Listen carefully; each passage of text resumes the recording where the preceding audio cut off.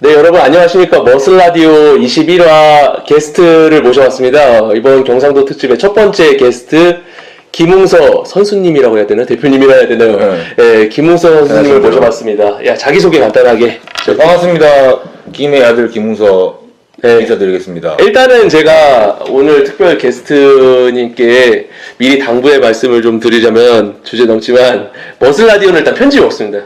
네, 편집이 없어가지고 혹시 욕설이 왜 저한테만 아니 여태까지는 뭐 그런 게 없어요. 혹시 욕설이나 뭐 누군가를 이제 지정한 이런 저격 이런 것들만 조금 해주신다면은 할 말이 없는데 즐겁게 좀 진행을 해보도록 하겠습니다. 제가 그 웅서 선수님을 처음 본 거는 2018년 아시아 그랑프리 때 클래식 푸지크 이제 그때 이제 그 전에 쇼에서 탱크콥스 그래서 오버롤을 하시고 아시아 그랑프리에서 이제 클래식 피지크 도전을 하시는 걸 봤습니다. 네. 그때 이후로는 시합을 안 뛰시는 걸로 알고 있는데. 네, 시합은 한 번도 안 뛰었습니다. 좀 보디빌딩 얘기를 먼저 조금 시작을 해보고 싶은데, 유도를 한 걸로 알고 있는데, 유도를 어떻게 하다 하게 됐고, 그만두고 보디빌딩으로 하게 된 이야기를 좀 듣고 싶습니다. 유도는 제가 엄청 어릴 때부터 했습니다. 어릴 때부터, 초등학생 때부터 했는데, 그 이제 선수 생활을 하다 보니까 이게 엘리트 체육이다 보니까 너무 힘듭니다. 그러니까 뭐 맞는 것도 많이 맞고 그러고 이제 집에 가고 싶어도 항상 기숙사 생활을 하고 그러니까 너무 운동만 하고 살다가 이렇게 하니까 옛날부터 저는 계속 그만두고 싶었거든요. 아, 유도를 했을 때 그냥? 하고 있을 때도 너무 그만두고 싶었어요. 맨날 너무 힘드니까 그냥 항상 그만두고 싶다가 이제 제가 무릎에 십자인대를 한번 크게 다쳤거든요. 십자인대를 다쳐가지고 수술을 4번 정도 했는데 사실 그때가 기회다 싶어서 그만뒀습니다. 혹시 유도를 하면서 그 본인의 이제 실력이 이런 거가 좀 자신감이 있으면 계속 해야겠다 이런 생각도 들지 않나요? 유도는 솔직히 얘기하면 좀 어중간했습니다. 이게 엄청 잘하는 것도 아니었고 그렇다고 이제 이게 선배들 보면 이게 어떻게 흘러가는지 보이잖아요. 앞으로 어떻게 돼가는지 정말 잘 돼가야 실업팀 들어가지고 뭐 연봉 받다가 뭐 연봉 받다 언제 또 끊어질지 모르는 그런 계획이기 때문에. 와, 학생 때 그런 생각을 이미 하신 건가요? 위에 선배들 보면 있으니까. 그리고 군대 못 빼면 이게 군대 뺀다는 표현이 아니라 이제 상무라든지 국군체육부대 이런 쪽으로 못 빼면은 그냥 군대 가면 끝나는 겁니다. 아, 그러네요. 그냥 공백이 돼버리니까. 아예 끝나버리는 겁니다. 미루다가 그냥 나이 들어서 군대 갔다가 돈 모으면 그냥 완전 끝나는 거거든요. 그래서 이게 저는 제 실력이 어중간하다는 걸 알고 있었기 때문에 그때 빨리 그만두겠다는 생각을 했습니다. 그 어린 시절에 그런 생각, 본인을 객관적으로 판단하고 뭐 미래를 이렇게 생각하는 그런 게 좀 쉽지가 않을 텐데. 그거는 시합 등수를 보면 알 수 있죠. 시합 등수가 이제 제가 막 그렇게 좋았던 건 아니기 때문에. 그러고 이제 너무 힘드니까 그냥 빨리 그만둬야겠다는 생각, 하루하루 그 생각밖에 안 하고 있었어요. 근데 이제 다치니까 이제 이거를 계기로 그만두면 되겠다. 그리고 이제 고등학교 졸업은 해야 되니까 이제 고등학교 때까지 하고 대학교 입학하고 나서 바로 그만뒀습니다. 그러면 보디빌딩을 그럼 20살 넘어서 시작하신 거네요? 근데 이제 원래 유도할 때부터 좀 몸 만드는 거 관심이 많았어요. 보디빌딩 쪽에? 막 이제 유도 선수들은 보면 이제 클린이라든지 이렇게 좀 순발력을 운동을 많이 하는 편인데 저는 그때부터 고립하려고 하고 짜내고 짜고 남들 다 운동 끝나고 저는 복근 만들고 싶어서 윗몸 일으키기 하고 이두 키우고 싶어서 바벨 컬리는 거 하고 이랬었거든요. 그때부터? 그때부터 몸 만들기에는 관심이 많았습니다. 그러면 첫 시합을 언제쯤 나가신 거예요? 첫 시합은 20살 때 나갔어요. 20살 때? 첫 시합은 20살 때 나갔는데 그때는 대학부 시합을 나갔거든요. 대학부 시합을 나갔는데 그때는 운 좋게 처음 시합 때 제가 성적이 좋아가지고 그걸 계속 하게 됐죠. 그럼 학교 다니면서 보디빌딩을 그냥 하신 건데. 그렇습니다. 전공은 그러면은 보디빌딩 쪽이셨나요? 아니, 체육학과. 보디빌딩 전공은 잘 없으니까. 그래서 저는 이제 사회체육학과로 해가지고. 체육학과? 그렇게 하시고 보디빌딩을 시합을 나가시고. 근데 지금 제가 좀 아까부터 좀 눈여겨보고 있었는데 그 티셔츠가 그 궁예인데 김영철 배우님의 얼굴은 아닌 것 같은데. 이거는 이제 DC 인사이드에서 저를 위해서 만들어준 티셔츠입니다. 자랑스럽게 입고 다닙니다. 한정판이신가요? 한정판인데 뭐 한정판이라기 좀 그렇고 그냥 이제 주문 제작한 거 가지고 저는 이거 잘 입고 다닙니다. DC 인사이드라고 하면은 이제 거기에도 운동하는 모임들이 좀 있는 건가요? 예, 그 갤러리를 해가지고 예, DC 예. 인사이드 안에 뭐 무슨 갤러리라고 예, 많이 예. 나눠져 있더라고요. 그래서 이제 저희가 있는 곳은 근력운동 갤러리라고 예, 예. 그쪽에서 이제 하고 있습니다. 근력운동 갤러리. 거기서 티셔츠를 만들어줄 정도면 팬층이 굉장히 두터운 저도 건가요? 저도 원래 그런 거 안 하는데 예. 어쩌다가 이제 그 누구 검거하러 들어갔다가 검거하러 요새 많이 오죠. 예. 자 알람입니다. 알람. 검거하러 들어가셨다가 그 누가 이제 예. 아시겠지만 김웅소 새끼라고 해가지고 예. 김웅소 새끼라 해가지고 그 누구지 하고 찾으러 들어갔다가 네네.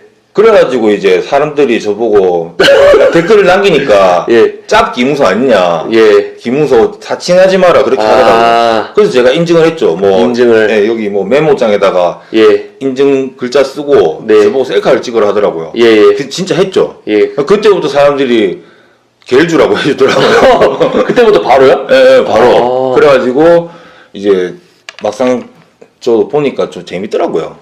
거의.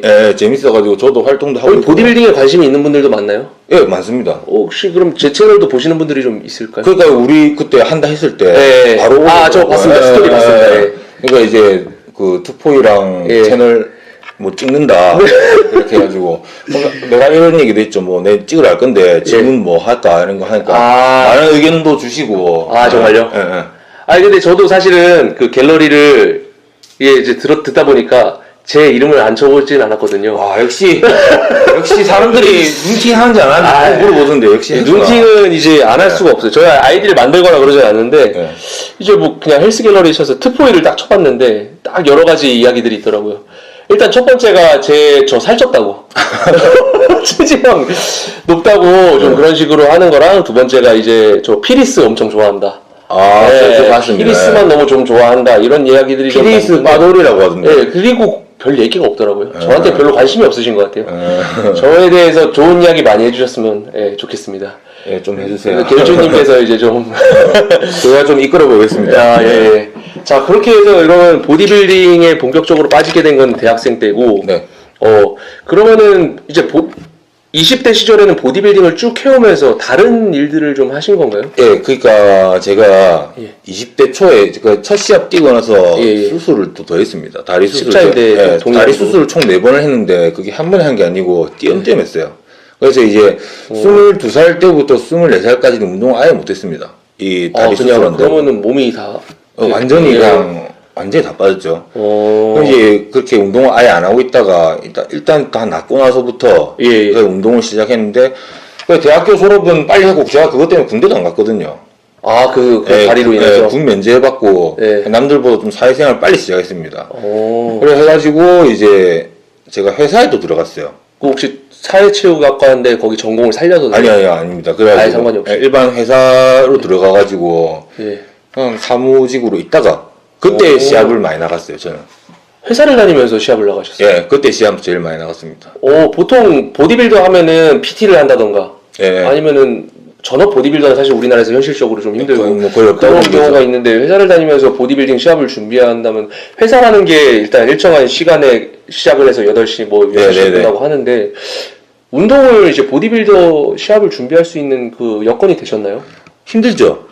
힘든데 묶여있는 시간이니까. 저희 회사는 좀 좋았던 게 퇴근이 항상 칼이었습니다. 똑같은 시간에 퇴근이 항상 칼이었고 출근도 뭐 항상 똑같았고 그리고 이제 뭐 회사에서 제일 힘든 게 식단 챙겨 먹는 게 제일 힘들잖아요. 그렇겠죠. 근데 이제 저 같은 경우는 회사 처음 들어왔을 때부터 쟤는 운동하는 애다라고 낙인이 인식이 찍힌 상태에서 제가 회사 생활 시작했기 때문에 그냥 좀 이해해 주시더라고요. 제가 이제 부장님도 좋은 분을 만나가지고 시합 뛰는 거 되게 좋아했습니다. 오히려. 그래가지고 뭐 시합 따서 1등 해오면 트로피 사무실에 올려주고 사부에 또 실어주고 이런 식으로 해가지고 그렇게 크게 뭐 눈치는 안 봤어요. 업종이 혹시 어떻게 되셨는지 여쭤봐도 돼요? 그냥 일반 회사의 사무. 두산 인프라스토어.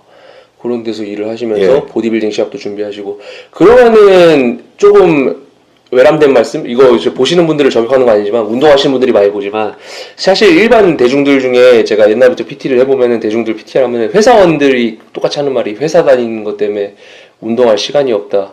뭐 식단할 시간이 없다. 뭐 아니면 회식 자리에서 술을 마신다 막 이런 얘기들을 많이 들었을 때는 네.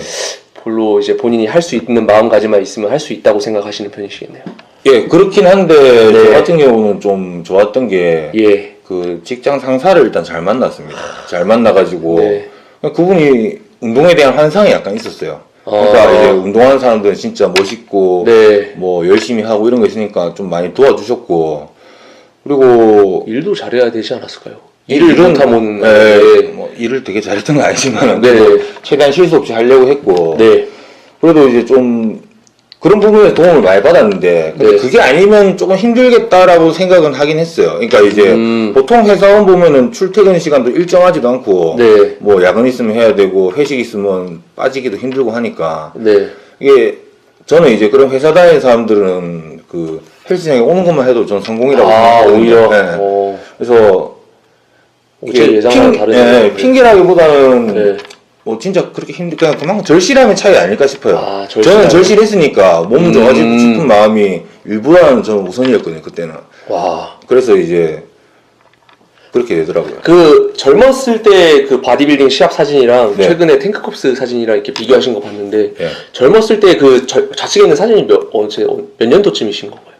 몇 년도쯤에 기억이 안 나는데 제가 그 24살 때입니다. 24살 때면은 다리 다 다친 거 다 정리되고. 그러고 그 첫 시합이에요. 그 끝나고 첫 시합. 회사 다니면서 첫 시합. 그때 몸을 보니까 그 체중이 어느 정도? 그때도 저는 첫 시합 때도 90kg일 거예요. 지금도 90kg예요. 180cm가 좀 넘지 않으십니까? 180입니다. 180cm이십니까?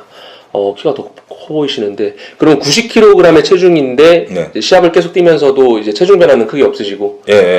시합 체중은 항상 똑같았죠. 뭐 살이 많이 쪘던 적도 있고, 뭐 살이 덜 쪘던 적도 있는데 빼보면 항상 똑같더라고요. 항상 90kg 딱 나오더라고요. 지금 현재 체중은 어떻게 되십니까? 지금도 한 95kg 정도 나갑니다.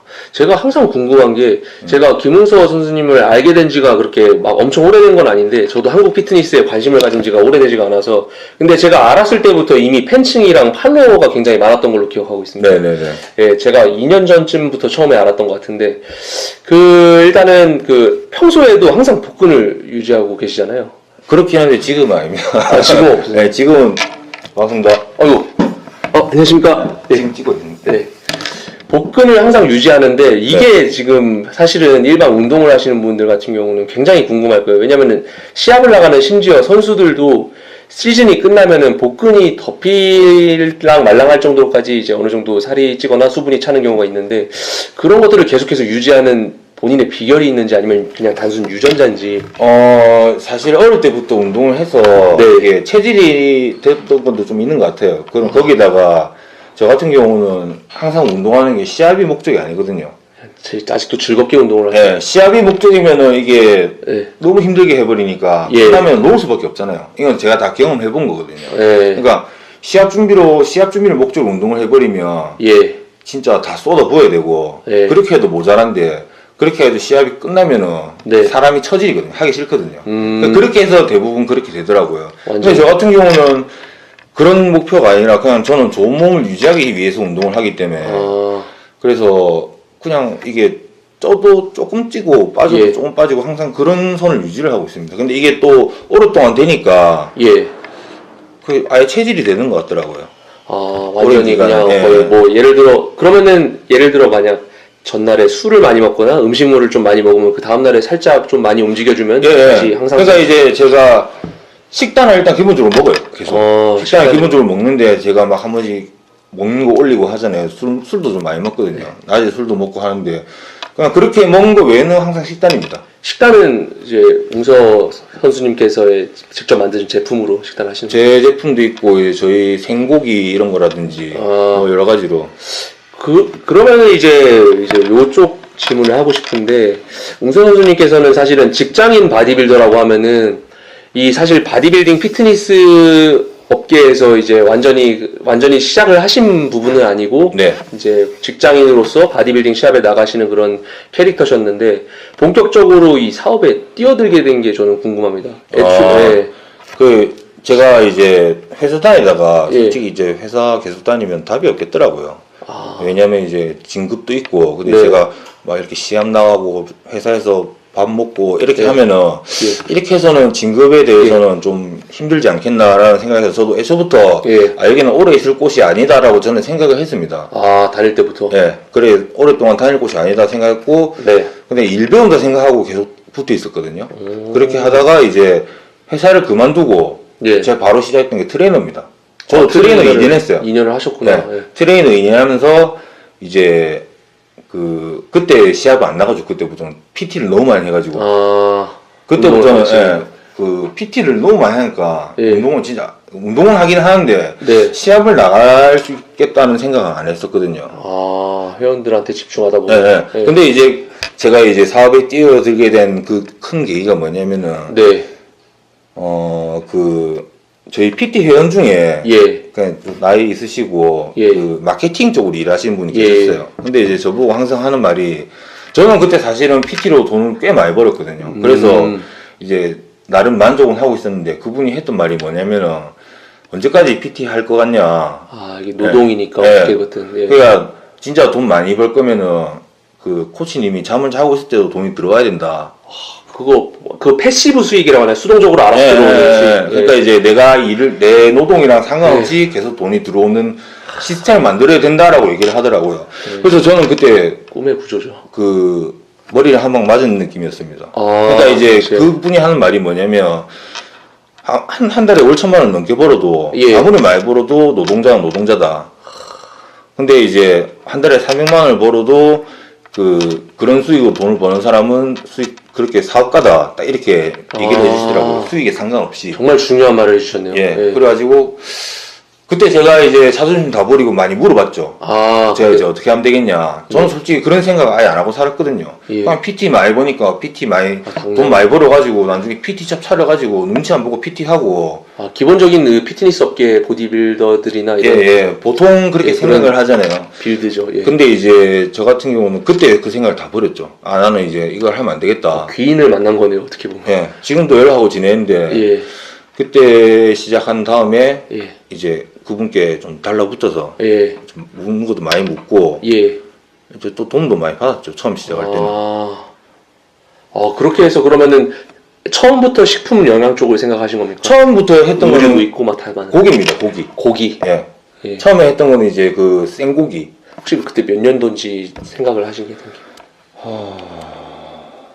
지금 우리가 8년 차 됐으니까. 8년 차. 2013-4년도 정도 되겠다. 당시에는 제가 봤을 때 고기를 이렇게 먹기 편하게 팔았던 그런 건 크게 없었던 것 같아요. 근데 있긴 있었습니다. 있었는데 솔직히 이제 저처럼 사업화한 데는 처음인 것 같아요. 그 전에는 뭐 소고기 슬라이스 해가지고 여기저기 팔았던 데는 있거든요. 팔았긴 했는데 그걸 아예 사업화 시키고 그걸 아예 제품화 시킨 거는 저희가 처음이라고 생각합니다. 브랜드화 시킨 거는.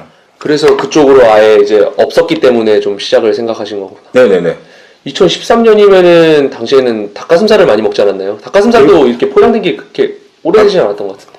그때 이제 막 생겼죠. 이제 그 포장지 훈제 닭가슴살 이제 갓 생겼을 때고 거진 다 생닭이었죠 그때는. 생닭이라든지 마트에 가서 계란을 사 먹는다든지 그렇게 해가지고 저 같은 경우는 그 소고기를 하긴 했는데 그때는 저희가 한우만 했었거든요. 한우요? 그럼 단가가 좀 비싸죠. 근데 잘 되더라고요. 그러니까 그때 컨셉이 뭐였냐면 그 보통 우리나라 한우는 마블링으로 등급을 매기지 않습니까? 근데 저희는 이제 등급 중에 제일 낮은 등급이 3등급이라고 한우지만 근데 거기는 그 마블링이 많이 없어요. 운동하는 사람이 먹기 딱 좋은.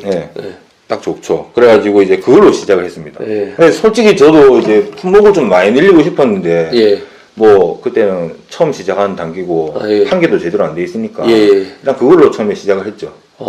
그때는 그럼 닭이 아니라 그냥 고기로 시작을 하신 거예요? 저는 닭은 시작한 지 얼마 안 됐습니다. 시작도 살짝 지금 닭 가슴살 있는 거는 그냥 구색 갖추기용으로 넣어놓은 거지 닭으로 수익을 낸 적은 없다고 보면 됩니다. 그러면은 뭐 웅스빌이나 이런 것도 다 닭 제품이 아니니까. 그렇죠? 다 돼지고기고 지금 있는 고기 전부 다 닭으로 하는 건 없으니까.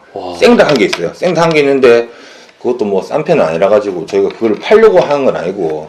처음부터 좀 잘 되셨던 편인가요? 처음에 엄청 잘 됐습니다. 엄청 잘 됐어요. 혹시 마케팅 전략이 따로 있으셨던 거예요? 아니요. 마케팅 전략이라 해서 그때는 SNS가 카카오 스토리밖에 없었거든요. 카카오 스토리, 그쵸, 페이스북, 요거. 페이스북은 아니, 그, 있긴 있었는데 제가 그때 안 했어요. 카카오 스토리로? 네, 카카오 스토리로 해가지고, 네. 그때 이제, 거기서 마케팅을 시작을 했죠. 카카오 스토리로 마케팅을? 네. 그러면은 어떤 이제 한 개인이 피트니스 업계나 뭐 이런 걸 좀 마케팅을 시작할 때, SNS를 좀 이용해서 시작할 때 가장 중요한 포인트가 어떤 거라고 생각하십니까? 물론 제품의 질도 중요하지만은 네. 시작할 때 뭐 예를 들어 인플루언서를 이용해서 네. 마케팅을 시작하는 사람들도 있을 것이고 네. 아니면은 이제 큰 자본을 투자해서 아니면 좀 네이버나 이렇게 크게 좀 시작하는 방법도 있을 텐데 돈이 많으면 무조건 큰 자본을 해서 제일 좋죠. 근데 네. 이제 다 그렇진 않으니까 예. 제일 중요한 거는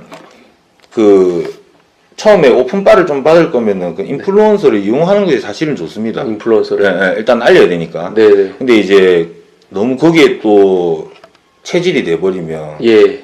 그걸 벗어나기 힘들거든요. 그러니까 이제 좀 뿌린다 이런 이미지가 바뀌면은 네네.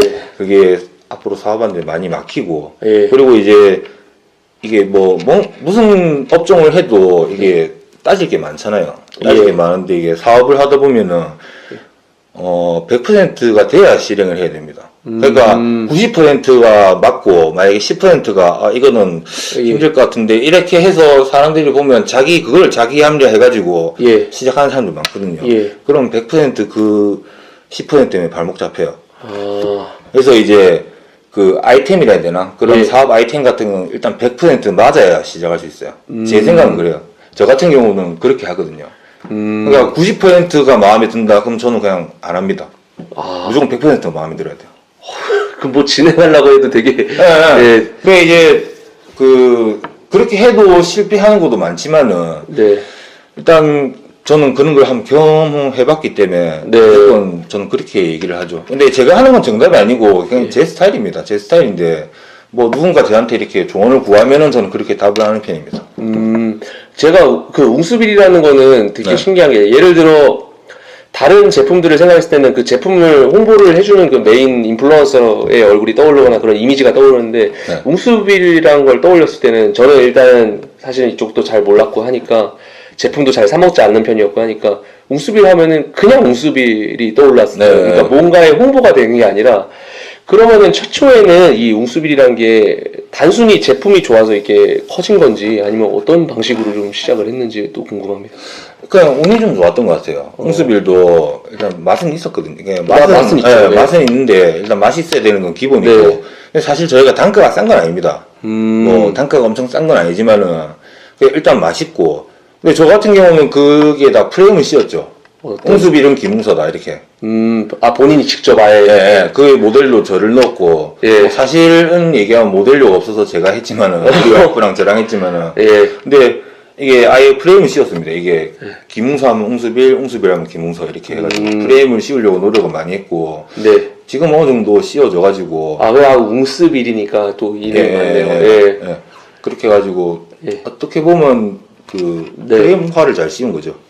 제가 이제 웅서 선수님의 SNS 인스타그램을 보면 굉장히 좀 재밌습니다, 솔직히. 좀 구경을 네. 하는 부분들이 좀 재밌는데, 네. 가끔 이제 보면은 재밌는 것도 있지만은 어떤 이런 저격성 글들,